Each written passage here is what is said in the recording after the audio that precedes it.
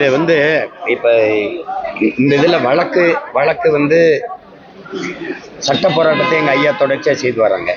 அரசியல் போராட்டத்தை கொஞ்சம் அமைதியா இருக்கணும், கொஞ்சம் அமைதியா இருக்கு, கொஞ்சம் அமைதியா இருக்கு. இல்லை,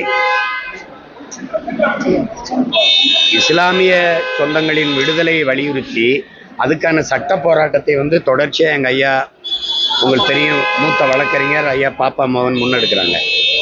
அரசியல் போராட்டத்தை தொடர்ந்து நாங்க செஞ்சுட்டு வரோம். அதுல என்னன்னா, இதுல இப்ப இருக்கிற கொடுமை என்னன்னா, இன்றைய மாண்புமிக்க முதல்வர் ஐயா ஸ்டாலின் அவர்கள் இந்த அப்பாவி இஸ்லாமிய சிறைக்கதியில் விடுதலை செய்வதற்காவது எனக்கு வாக்கு தாங்கன்னு கேட்டு பெற்றாங்க. கடைசியா அதில் ஆளுநர் ஒப்புதல் அளிக்கலைங்கிறது சொல்றாங்க. ஆனா இதுல என்ன பிரச்சனைன்னு நீங்க ஆழ்ந்து பார்த்தீங்கன்னா, எங்களுக்கு உடல் நலிவுற்றுச்சு, நோய்வாய்ப்பட்டுட்டோம், முன் விடுதலை தாங்கன்னு சொல்லி உச்ச நீதிமன்றத்துக்கு போகும்போது அந்த நீதிமன்றம் முன் விடுதலை கொடுக்குது.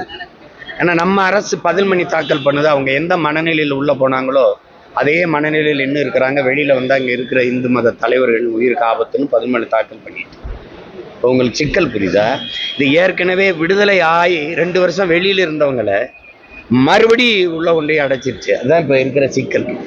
அதுல உச்ச நீதிமன்றம் வந்து மாநில அரசே அவங்க விடுதலையை முடிவு செய்யலாம்ங்கிற போது உச்ச நீதிமன்றமும் சொல்லுது, உயர் நீதிமன்றமும் சொல்லிடுச்சு.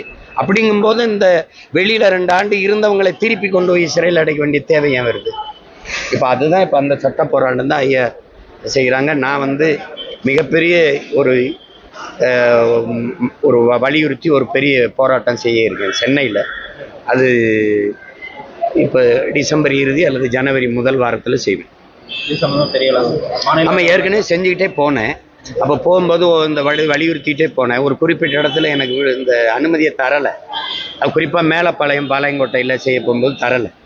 கேட்டால் அதுக்கு பதிலாக ஆர்எஸ்எஸ் அனுமதி கேட்குது அப்படின்னு. நான் கூட சொன்னேன், நீங்கள் அவங்களுக்கும் கொடுங்க, எனக்கும் கொடுங்க, அவங்க பிரச்சனையை பேசிட்டு நான் என் பிரச்சனையை பேசுகிறேன்னு. ஆனால் மறுத்துட்டாங்க.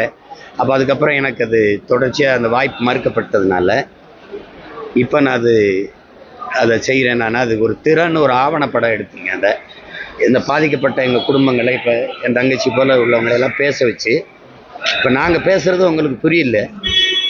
என் தாயின் தங்கையும் எங்கள் குடும்பமாக அந்த கண்ணீரோடு அந்த வேதனையை பதிவு பண்ணும்போதாவது எங்கள் வலி உங்களுக்கு புரியுதான்னு கேட்குறதுக்காக எடுத்திருக்கேன்.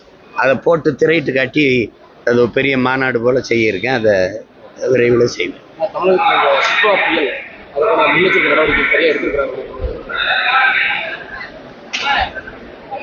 இல்லை, அது எடுத்திருக்கிறதா சொல்கிறாங்க. நமக்கு இன்னும் அது இது இல்லைல்ல. இப்போ இலங்கையில் நம்ம மக்கள் வாழ்கிற பகுதியெல்லாம் பெரிய பாதிப்பை நம்ம பார்க்குறோம். அதனால கவனமாக தான் இருக்கணும். மக்கள் நம்மளும் கவனமாக இருக்கணும். அரசும் அதை எடுத்திருக்கிறதா சொல்லுது, நம்ம நம்புவோம்.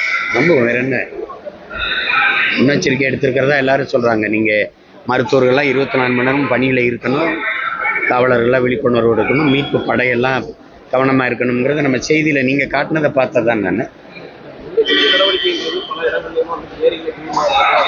அதெல்லாம் சொல்லாதீங்க, அதெல்லாம் அரசு செய்யலை. பெரும்பு இப்போ நமக்கு காலநிலை மாற்றத்தால் நம்ம இருக்கிற ஒரு பேரிடர், நமக்கு பருவமழைன்னு ஒன்றும் கிடையாது, அதை மறந்துடுங்க. பெருமழை புயல் மழை தான் இது அவங்களுக்கு. அது வந்து அதை எதிர்கொள்ள தயாராகிருக்கு.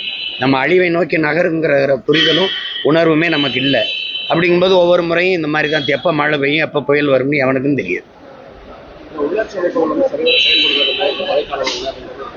இப்போ அதை பேசிக்க முடியாது. செயல்படலை இல்லை, உங்களுக்கு தெரியுது இல்லை, செயல்படலை. நீர்த்தேக்கங்களை தூர்வாரி பராமரிக்கலை, புதிய நீர்த்தேக்கங்களை உருவாக்கலை, இருக்கிற நீர்த்தேக்கங்கள் ஆக்கிரமிக்கப்பட்டுருச்சு. இதை எத்தனை வருஷத்துக்கு பேசுறது? ஆக்கிரமிப்பை இடிங்கன்னு சொல்கிறாங்கல்ல, அந்த நீதிமன்றம் எங்கே கட்டப்பட்டிருக்கு தம்பி? அரசு அலுவலகங்களே புரியுது உங்களுக்கு, ஏரி ஆக்கிரமிச்சு தான். பல விண்ணூர்தி நிலையங்களை ஏரி ஆக்கிரமிச்சு தான். அப்புறம் மக்கள் ஆக்கிரமிச்சுட்டாங்கன்னு பேசிட்டு இருந்தா எப்படி? சரி,